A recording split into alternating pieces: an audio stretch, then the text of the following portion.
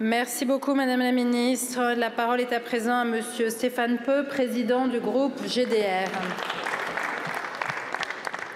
Merci, Madame la Présidente. Ma question s'adresse au Premier ministre.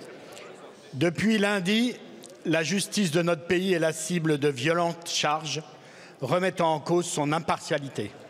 Des attaques graves et inacceptables contre notre État de droit par des responsables politiques livrent les magistrats à la vindicte populaire. Monsieur le Premier ministre, vous vous dites troublé par la condamnation pour détournement de fonds publics de 24 cadres du Rassemblement national, dont Marine Le Pen. Et hier, dans cet hémicycle, devant la représentation nationale, vous vous êtes aussi questionné sur l'exécution provisoire prononcée par les juges.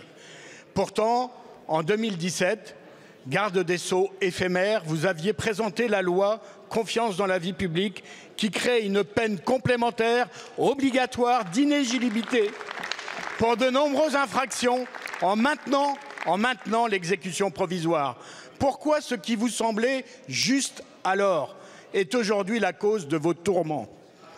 À notre tour d'être stupéfaits par votre frilosité à reconnaître cette décision rendue au nom du peuple français.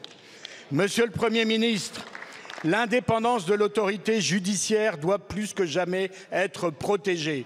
Face aux attaques proférées depuis l'étranger contre notre modèle français par des États et des leaders illibéraux, autoritaires et populistes, notre pays a le devoir de porter avec fierté et gravité le principe intangible de la séparation des pouvoirs qui fonde l'État de droit.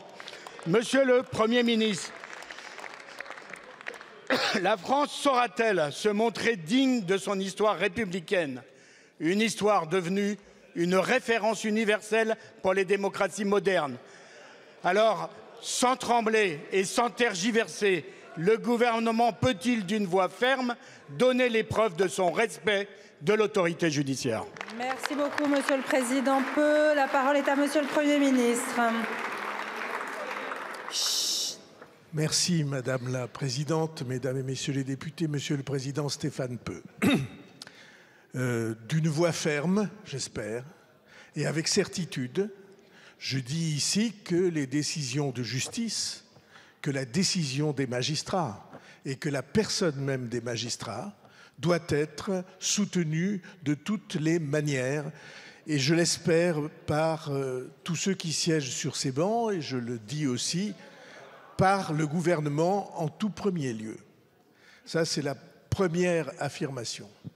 Deuxième affirmation, vous avez dit quelque chose qui est inexact. Jamais la question de l'inéligibilité n'a fait l'objet d'interrogations ou de critiques.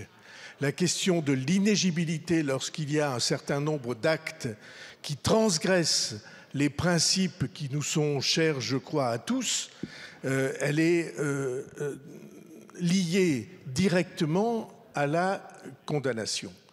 Le seul sujet qui a fait l'objet d'interrogations, c'est l'exécution provisoire, fait l'objet d'interrogations sur de nombreux bancs, et l'exécution provisoire, elle n'est pas dans la loi que vous évoquez, elle est bien antérieure, et elle était définie par le Parlement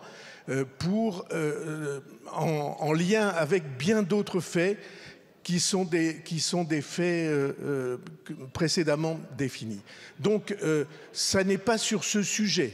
Le seul sujet qui a été mis en interrogation, et depuis longtemps, c'est le sujet sur l'exécution provisoire des décisions, parce que, évidemment, comme on l'a vu, comme bien de vos collègues l'ont dit, ce sujet-là mérite interrogation. S'il y a interrogation, c'est le Parlement qui doit s'en saisir.